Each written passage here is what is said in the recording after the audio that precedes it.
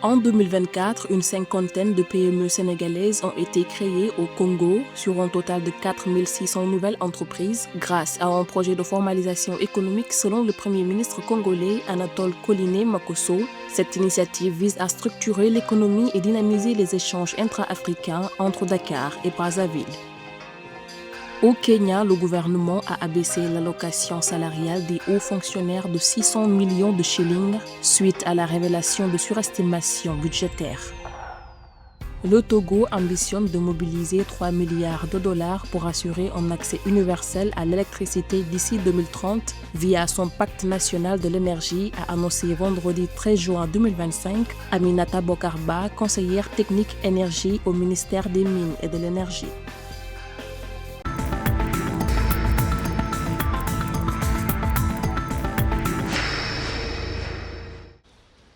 En 2024, une cinquantaine de petites et moyennes entreprises PME sénégalaises ont été créées au Congo dans le cadre d'un programme gouvernemental visant à formaliser l'économie, a annoncé ce dimanche 15 juin 2025 le Premier ministre congolais Anatole Koliné Makosso en visite de travail au Sénégal depuis le 10 juin. Ce programme a permis à des entrepreneurs sénégalais de se lancer dans des activités économiques structurées, contribuant ainsi à la transition du secteur informel vers le formel. On a constaté qu'en 2024, sur près de 4 600 petites entreprises qui ont été créées, on a une cinquantaine d'entreprises sénégalaises. Mais on peut en faire davantage. On peut amener toute cette communauté sénégalaise qui opère à créer de petites et moyennes entreprises.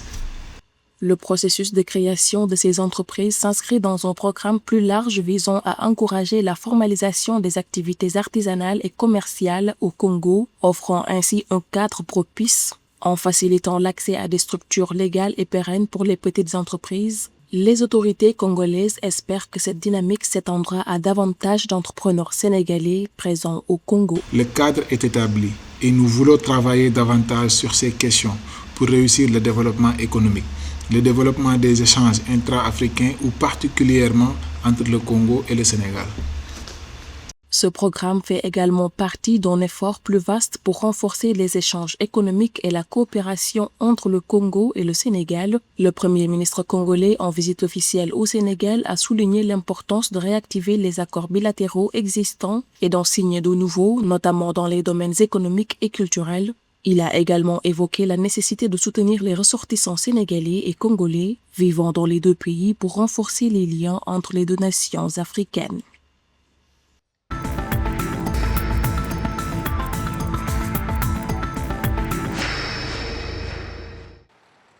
Au Kenya, le gouvernement a abaissé l'allocation salariale des hauts fonctionnaires de 600 millions de shillings. Cette réduction fait suite à un audit du contrôleur du budget révélant des surestimations allant jusqu'à 3 fois les salaires réels. Le budget pour les salaires de l'État passe ainsi de 4,74 milliards pour 2023 à 2024 à 4,14 milliards de shillings pour 2024-2025.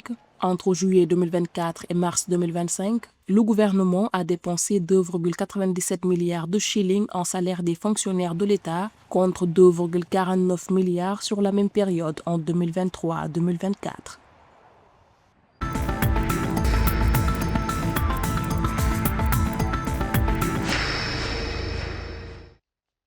Le Togo ambitionne de mobiliser 3 milliards de dollars pour assurer un accès universel à l'électricité d'ici 2030 via son pacte national de l'énergie, a annoncé vendredi 13 juin 2025 Aminata Bokarba, conseillère technique énergie au ministère des Mines et de l'Énergie. Sur ce montant, 1,68 milliard de dollars est attendu du secteur privé en vue de booster la production, qui est passée de 190 à 270 MW depuis 2018. L'électrification est passée de 40% à 70% en 6 ans, avec une part croissante de renouvelables. La signature officielle du pacte est prévue pour septembre 2025.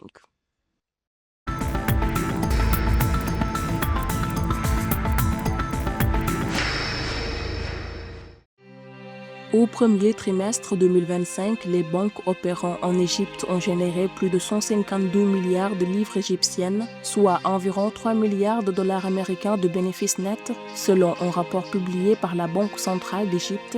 Les 5 plus grandes banques concentrent à elles seules 68% de ce total, soit 103,4 milliards de livres égyptiennes.